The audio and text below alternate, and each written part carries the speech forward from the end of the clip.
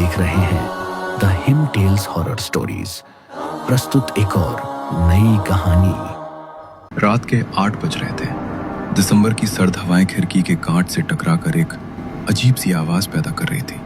उसके सामने NH 43 की काली सड़क बिछी थी, जो हेडलाइट की पीली रोशनी में किसी विशाल नागिन की तरह लग रही थी। आर्यन का काम आज खत्म हो जाना चाहिए था, लेकिन अंतिम समय में आए एक अर्जेंट पार्सल की वजह से उसे इस सुनसान पहाड़ी रास्ते पर आना पड़ा। गाड़ी के डैशबोर्ड पर रखा एक छोटा सा लाफिंग बुद्धा हर गड्ढे के साथ हिल रहा था, मानो आर्यन की बेबसी पर हंस रहा हो। मोबाइल का नेटवर्क पिछले 10 किलोमीटर से नो सर्विस दिखा रहा था। आर्यन ने रेडियो चलाने की कोशिश की, लेकिन वहां भी सिर्फ कर कर की कर्कश आवाज ही सुनाई दे रही थी। पता नहीं किस पागल ने इस जंगल के बीच घर बनाया है। ऊपर से ये गूगल मैप्स, लगता है आज ये मुझे नरक का रास्ता दिखाकर ही मानेगा। तभी उसे सड़क के बाईं ओर एक आकृति दिखी। कोहरा इतना घना था कि पहले उसे लगा कि शायद कोई पेड़ गिर गया है, लेकिन जैसे जैसे गाड़ी करीब आई, रोशनी एक आदमी पर पड़ी। वो आदमी जमीन पर पालथी मारकर बैठा था और एक सूखी लकड़ी से मिट्टी पर कुछ अजीब सी लकीरें खींच रहा था। उसके सफेद बाल हवा में बेतरतीब उड़ रहे थे। आर्यन ने गाड़ी की रफ्तार धीमी की। उसे लगा कि शायद रास्ता पूछ लेना बेहतर होगा। बाबा, ओ बाबा, जरा सुनिए, ये सिमलगुड़ा जाने वाला रास्ता यही है क्या? आदमी ने सिर उठाया और एक भयानक सी हंसी हंस पड़ा, जिसे देखकर आर्यन को अजीब सा लगा। लेकिन जैसे ही आर्यन ने ध्यान से उसकी तरफ देखा, वो आदमी वैन के पास बिल्कुल सामान्य सा खड़ा था। आर्यन को लगा शायद ये उसका वहम था। उसने खुद को संभाला और फिर से जोर से आवाज दी, ओ बाबा, जरा सुनिए, ये सिमलगुड़ा जाने वाला रास्ता यही है क्या? यहाँ रास्ते खत्म नहीं होते बेटा, यहाँ सिर्फ चक्का शुरू होते हैं। पीछे मुड़ जा, अभी भी समय की एक लकीर बची है। बाबा, रास्ता पता है तो बताइए, पहेलियां मत बुझाइए। वैसे ही बहुत देर हो चुकी है। देर तो तब हुई थी जब तूने इस पुल को पार किया था। जा, देख ले अपनी दुनिया, अगर ढूंढ सके तो। आर्यन ने बड़बड़ाते हुए कांच ऊपर चढ़ाया और एक्सेलरेटर दबा दिया। उसे लगा कि कोई सनकी बूढ़ा है जो बस उसे डरा रहा है, लेकिन जैसे ही उसने रियर व्यू मिरर में पीछे देखा, उसके रोंगटे खड़े हो गए। वो आदमी वहां नहीं था। सड़क एकदम सपाट और खाली थी, जैसे वहां कोई था ही नहीं। कोहरा अचानक इतना घना हो गया कि उसे बोनट के आगे कुछ भी दिखना बंद हो गया। उसने गाड़ी की रफ्तार बढ़ा दी।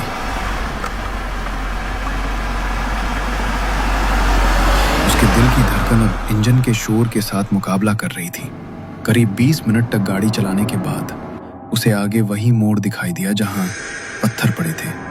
आर्यन की आंखें फटी की फटी रह गईं जब उसने देखा कि सड़क के उसी किनारे पर वही आदमी बैठा हुआ था और ठीक उसी तरह मिट्टी पर लकड़ी से लकीरें खींच रहा था।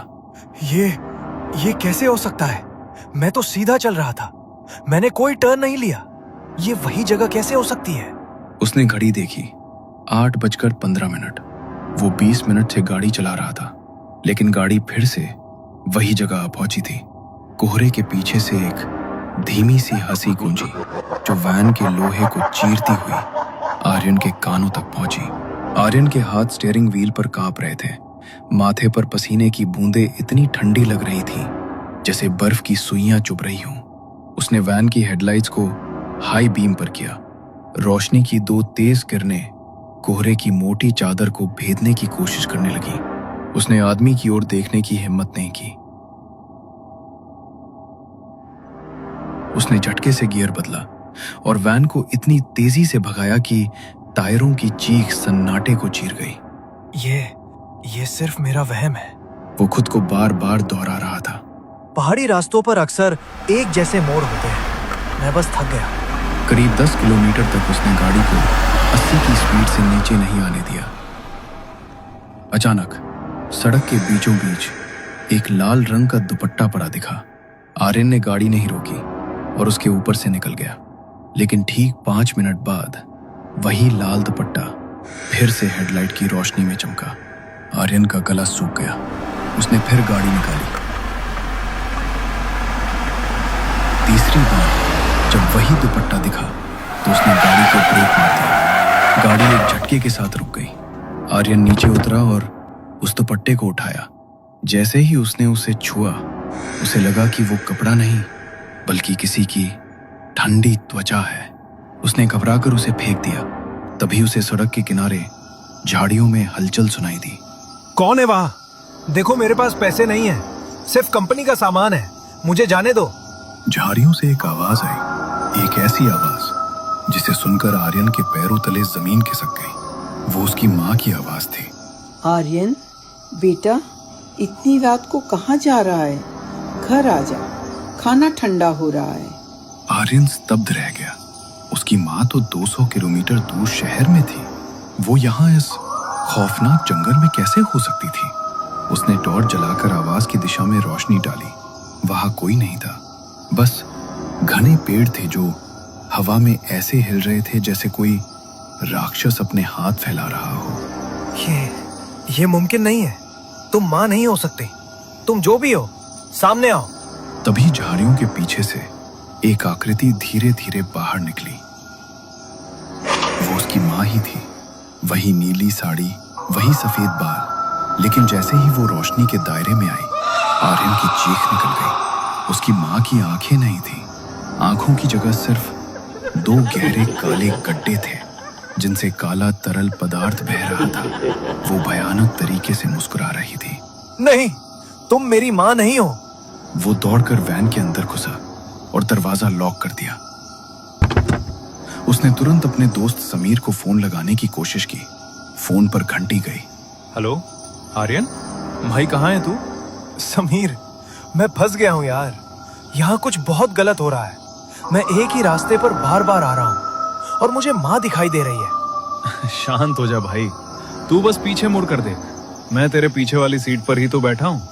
आर्यन का दिल धड़कना बंद हो गया। उसने बहुत धीरे से रियर व्यू मिरर में देखा। पीछे वाली सीट खाली थी, लेकिन फोन पर समीर की हंसी गूंज रही थी। अचानक फोन की स्क्रीन काली पड़ गई और उस पर खून जैसे लाल अक्षरों में लिखा आया, समय समाप्त।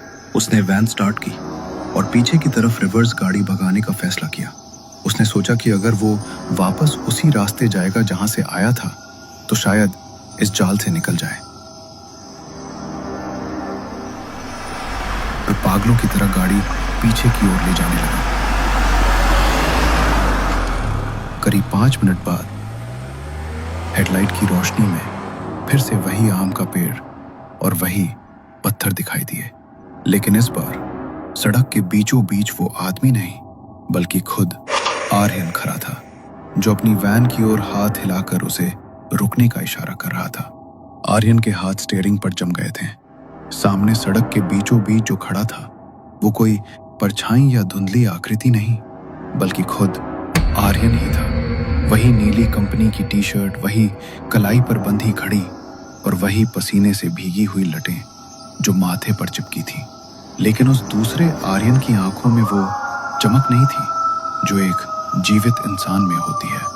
उसकी आंखें पत्थर की तरह स्थिर और ठंडी थीं। वो दूसरा आर्यन धीरे धीरे वैन की ओर बढ़ने लगा। उसके चलने का तरीका अजीब था, जैसे उसके शरीर की हड्डियां टूटी हुई हो और वो बस मांस का एक पुतला मात्र हो। हट जाओ वहां से। तुम जो कोई भी हो, मेरे पास मत आओ। आर्यन ने डर के मारे वैन का गियर बदला और एक्सेलरेटर पर पैर जमा दिया। उसने सोचा था कि वो साया डरकर हट जाएगा, लेकिन वो दूसरा आर्यन टस से मस नहीं हुआ।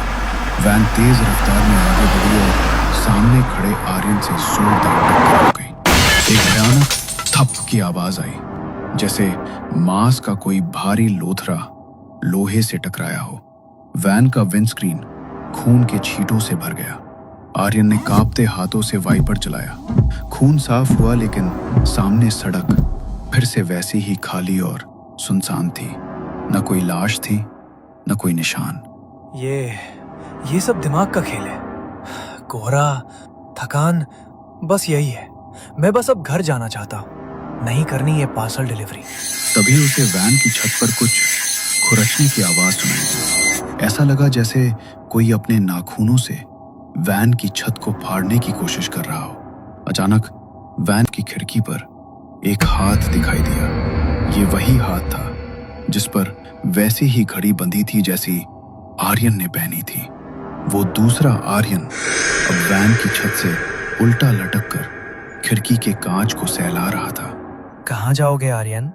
जहां भी जाओगे मुझे ही पाओगे। उसने जोर से कांच पर अपना सिर पटका। कांच में दरारें फैल गई।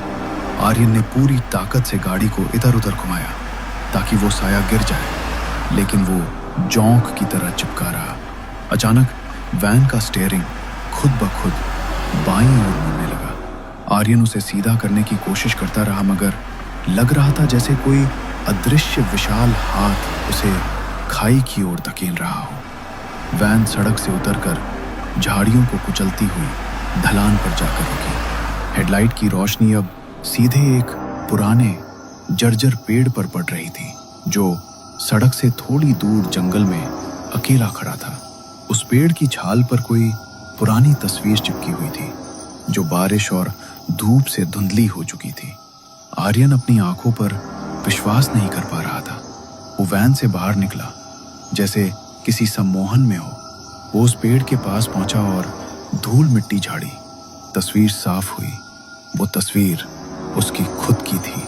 नीचे लिखा था आर्यन शर्मा, जन्म 1998, मृत्यु 2025। तभी पीछे से वही आवाज आई। इंसान तब मरता है जब वो अपनी मौत को स्वीकार कर लेता है, और तू अब भी उसी इनकार में जी रहा है। आर्यन ने पीछे मुड़कर देखा। वहां कोई नहीं था, सिर्फ उसकी टूटी हुई वैन खड़ी थी और अंदर ड्राइवर सीट पर उसकी अपनी लाश पड़ी थी, आधी खुली आंखें और गियर के पास जमा हुआ खून। अगर मैं मर चुका हूं तो ये दर्द कैसा है? उसने छाती पर हाथ रखा। कोई धड़कन नहीं थी। तभी अंधेरे में वो आदमी फिर दिखा जो हवा में तैर रहा था। ये दर्द तेरी अधूरी इच्छाओं की वजह से है। चकवा आत्मा को ऐसे ही बांध देता है। अचानक आर्यन को अपने साथ हुआ हादसा याद आ गया। घना कोहरा, सामने से आती ट्रक की तेज रोशनी, गीली सड़क पर फिसलती वैन और फिर बरगद के पेड़ से जोरदार टक्कर। उसे समझ आ गया कि जिसे वो सफर समझ रहा था वो उसकी मौत के बाद का ही एक भ्रम था। दूर एम्बुलेंस की लाइट चमकी। पुलिस ने उसकी लाश ढूंढ दी। एक सिपाही बोला, सर, इसके हाथ में ये पुराना पीतल का सिक्का कहाँ से आया? आर्यन ने देखा, वही सिक्का उसके अपने हाथ में भी था। तभी उसे याद आया जब वो इस सड़क पर आया और बाथरूम के लिए एक पेड़ के पास रुका, तभी उसे ये सिक्का नीचे पड़ा हुआ मिला था। वो सिक्का चकवा का निमंत्रण था। अब तू भी इस सड़क का हिस्सा है।